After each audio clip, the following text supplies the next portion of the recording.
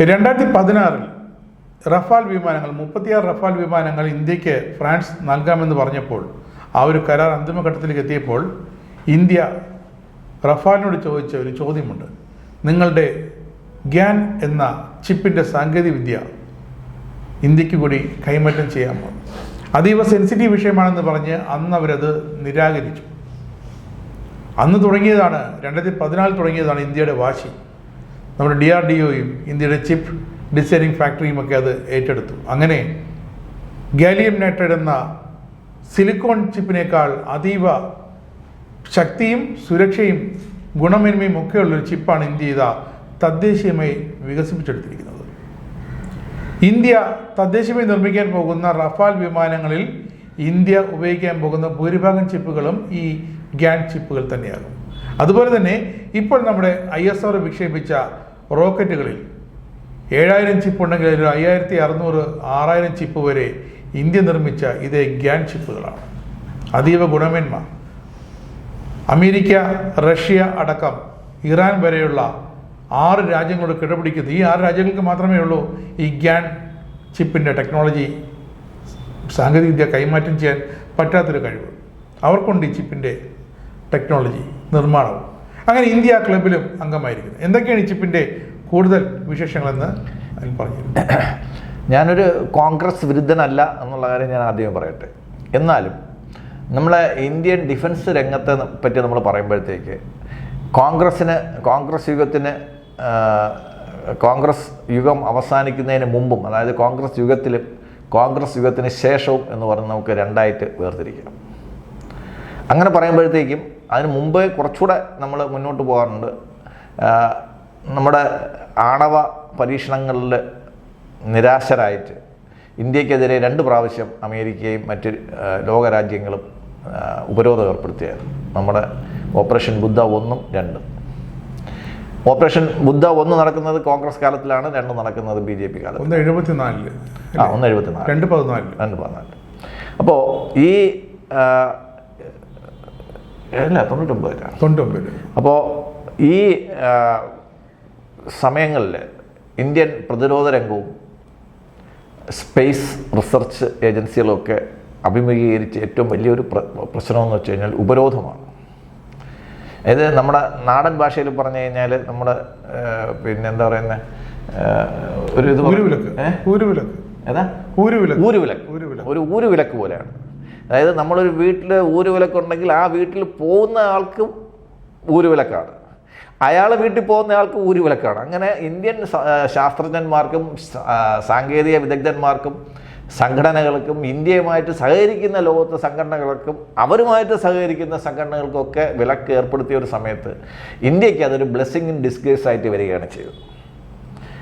ഇത്തരം ഉപരോധങ്ങളെ നമുക്ക് പിന്നെ മറികടന്നേ പറ്റുള്ളൂ എന്നുള്ള ഒരു ദിശാബോധം നൽകിയ ഒരു വ്യക്തിയാണ്, എനിക്ക് ഏറ്റവും അടുത്ത് പ്രവർത്തിക്കാൻ കൂടെ സാധിച്ചിട്ടുള്ള ഒരു വ്യക്തിയാണ് ശ്രീ APJ അബ്ദുൽ കലാം എന്ന് പറയുന്ന വ്യക്തി.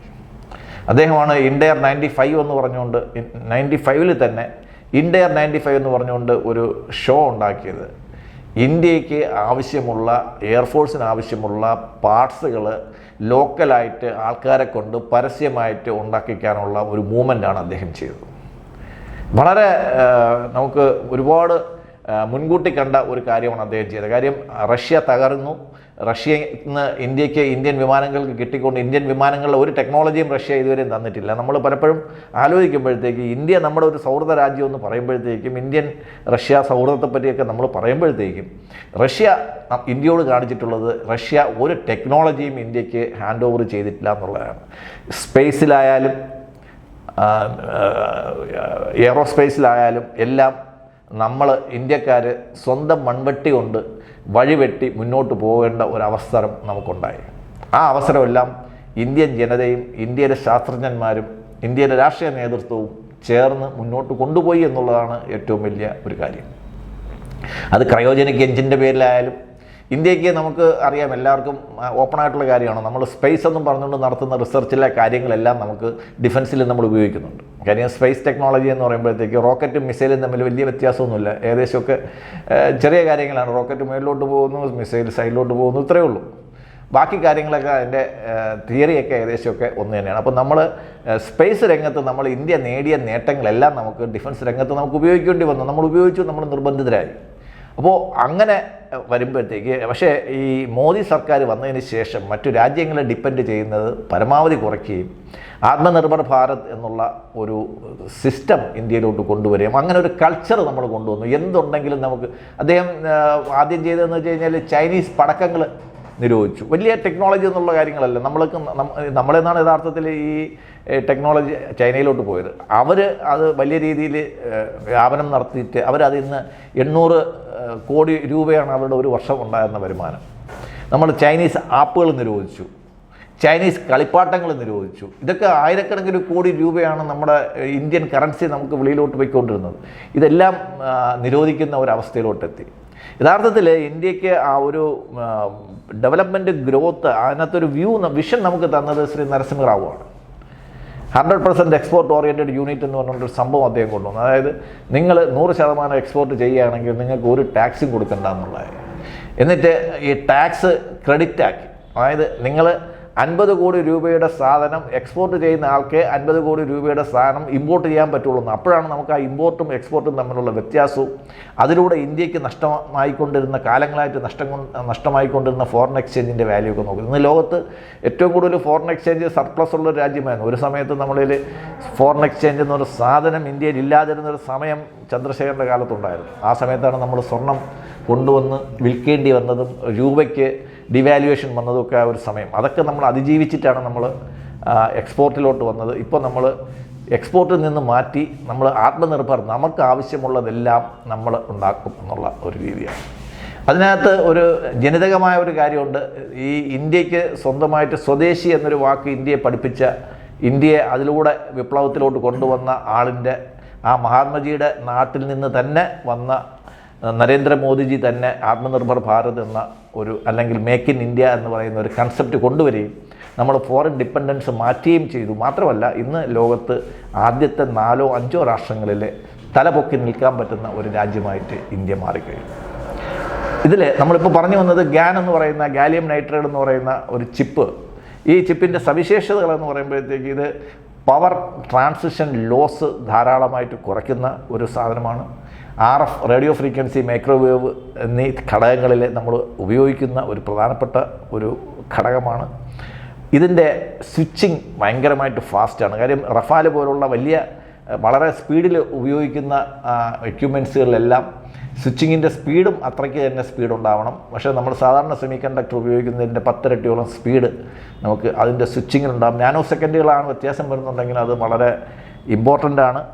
പിന്നെ ഇത് ഹൈ തെർമൽ കാപ്പബിലിറ്റി ഉള്ളതാണ്. അതായത് തെർമൽ കണ്ടക്ടിവിറ്റി കൂടുതൽ ഉള്ള ഒരു മൂലകമാണ്.